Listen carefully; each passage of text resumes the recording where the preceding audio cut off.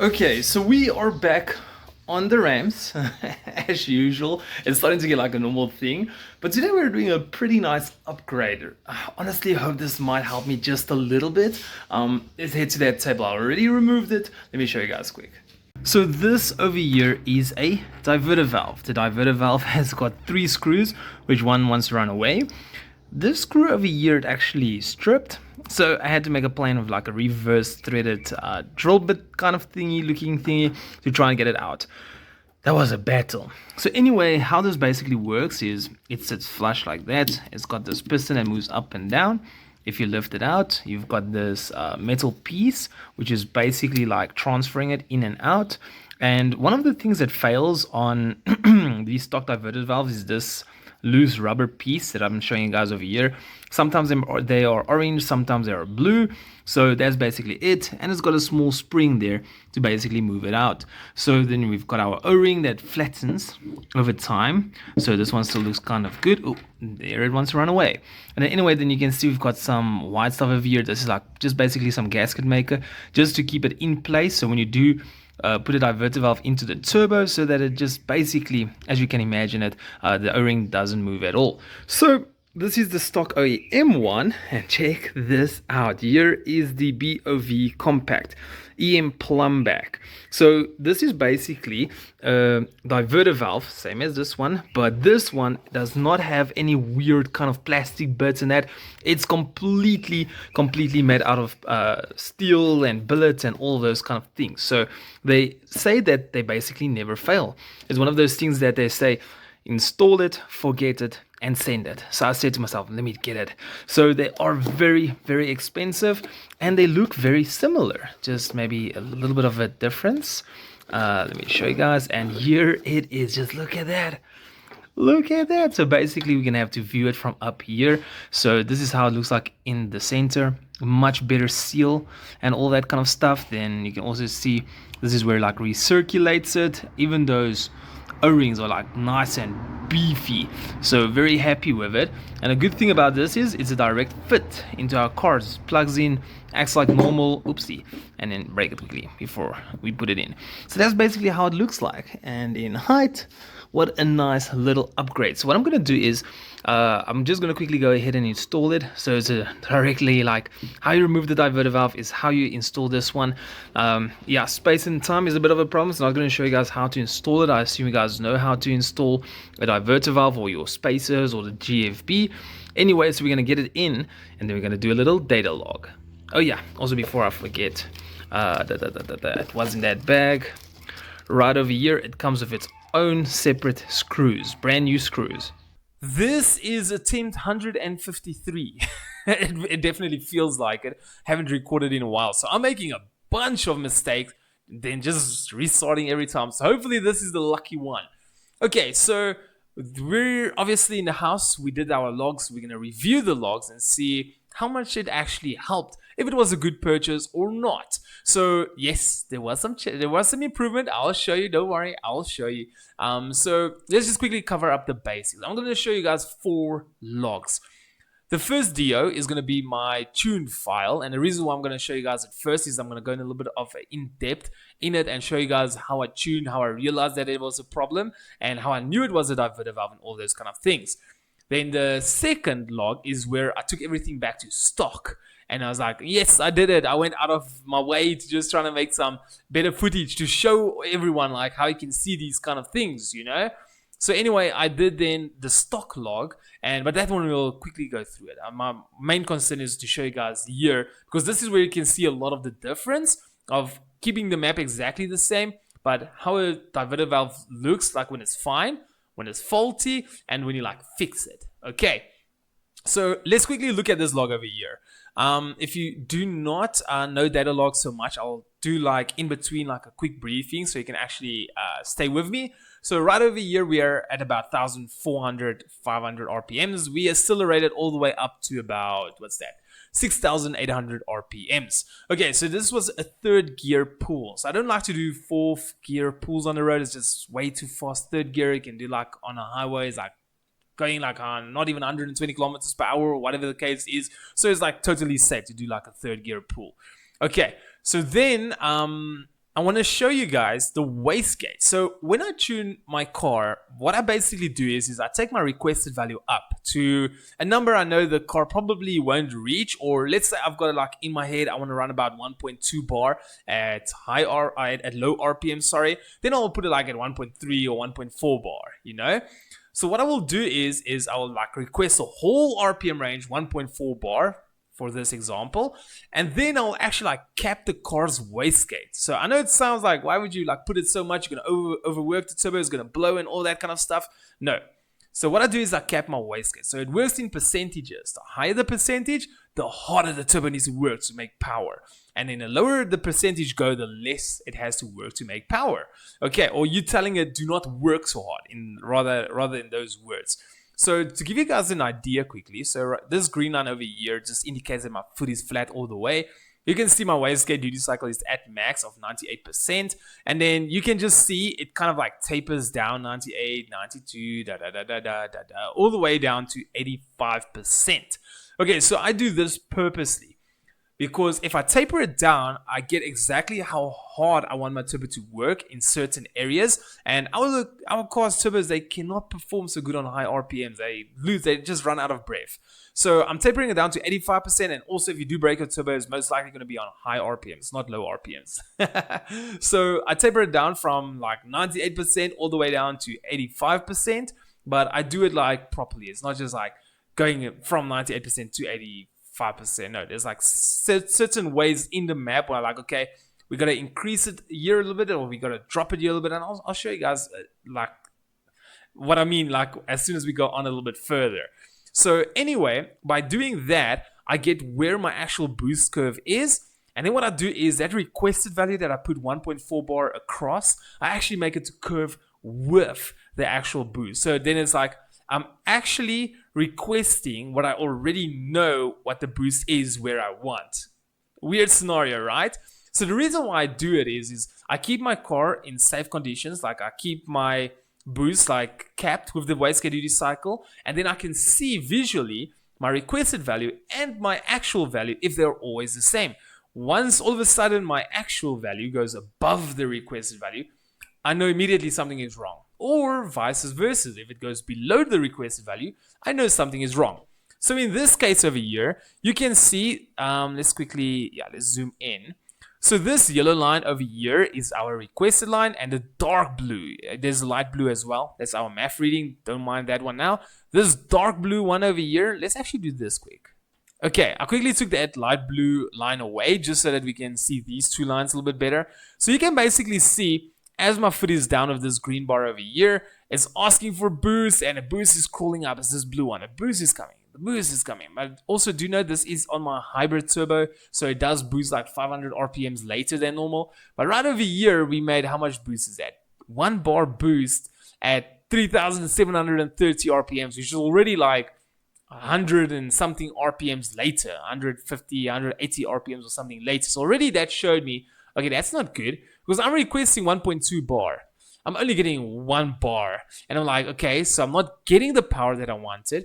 And the whole RPM range through my actual is lower than my request. Like even over here, that's what? That's almost, what is that? That is, yeah, that's basically 0.8. Is it 0.8? Yeah, 0.8, 0.08 bar, almost 0.1 bar less boost the whole RPM range. So this is one of the good things, right?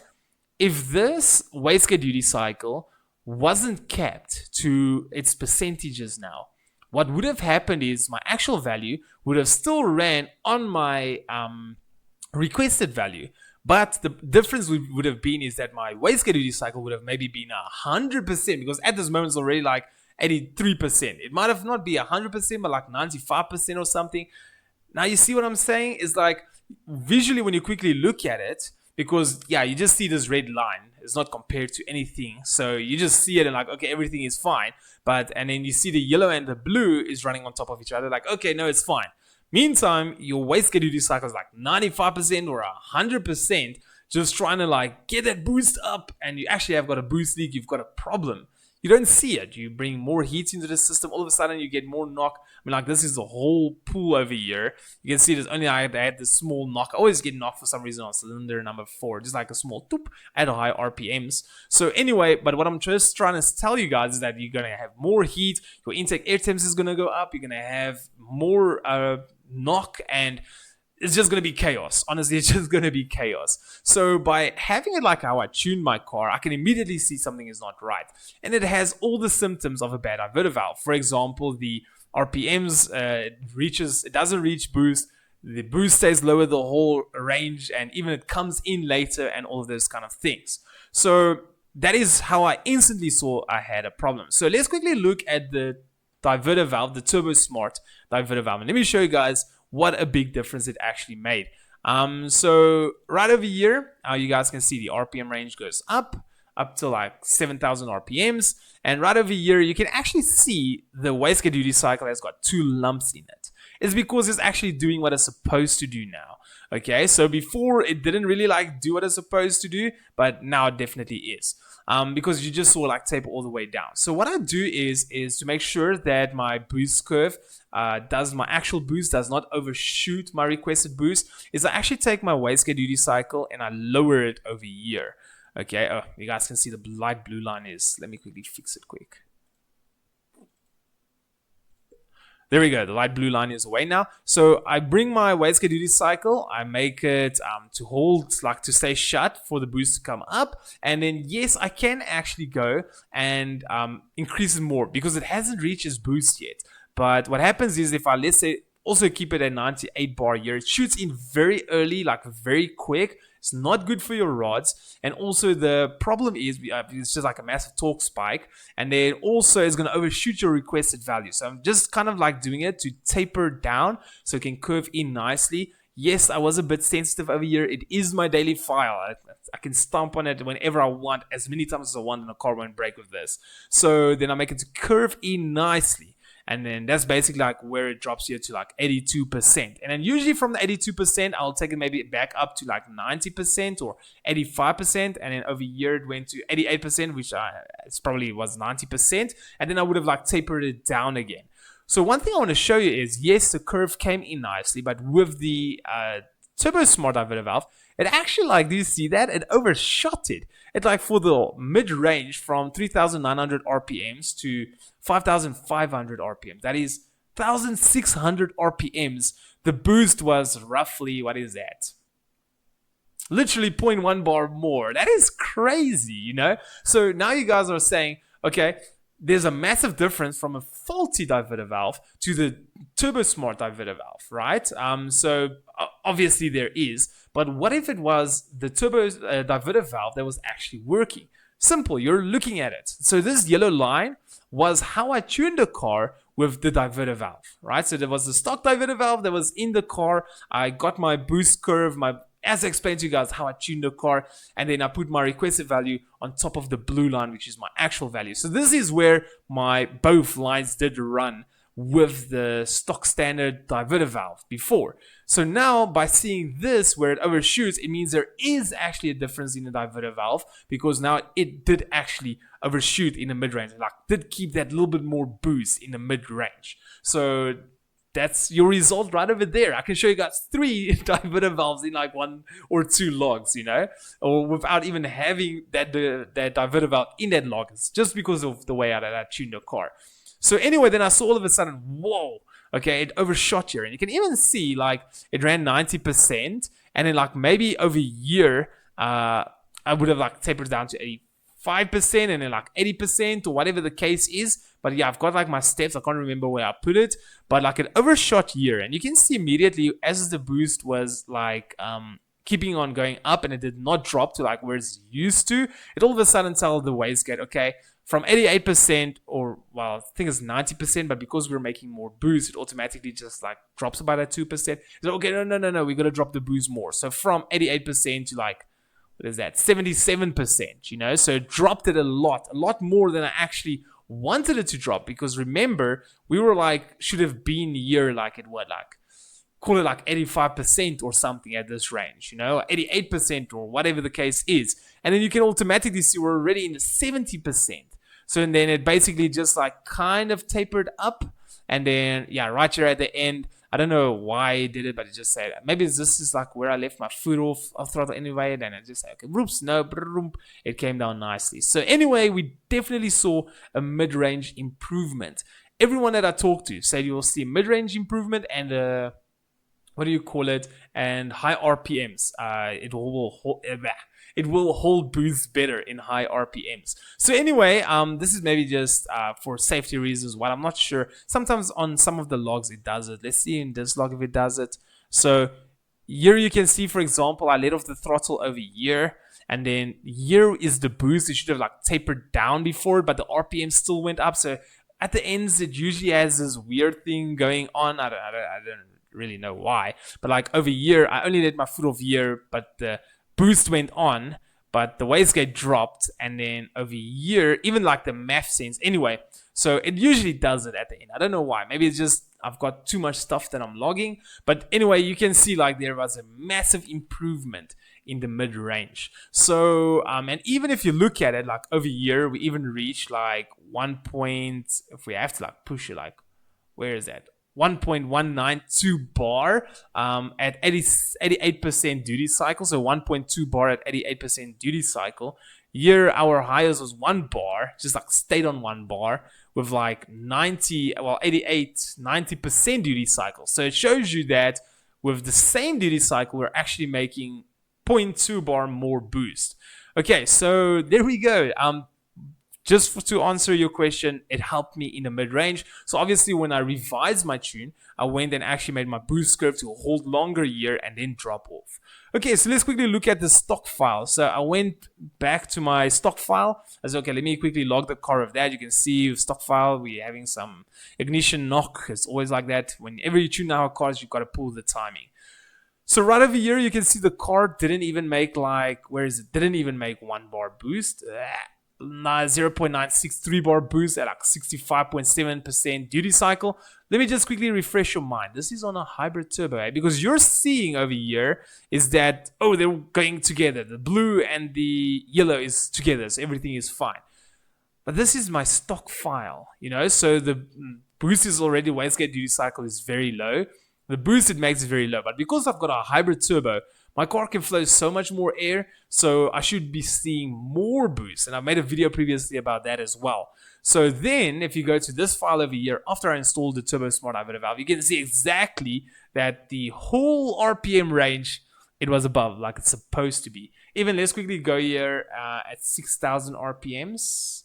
It was 57.3. Out of curiosity, let's go here to 6,000 RPMs. 57.2. 57.3. Okay, look at that. The MAF reading over here is 178. The MAF reading over here, is 183.9. I made 0.82 bars, 0.82. Here I made 0.74. So I made about 0.08 bar more boost just by changing the diverter valve. So it shows you that a faulty diverter valve can kill you the whole RPM range. You lose power, it comes in quicker, it's just chaos. And your turbo is obviously overworking. So you can see with the stock file, it is capped at this moment at 57%. So anyway, guys, there we go. Finally, attempt 100 and feels like 96 already. So we got it right. Anyway, guys, thank you so much for watching. If there's any questions, whatever the case is, do ask. At least there is some improvements. If you really want to go and get the Turbosmart Diverter valve, drop it in and see how it does. Anyway, guys, thank you so much for watching the video. I hope to see all of you guys in my next one. But for now, peace out.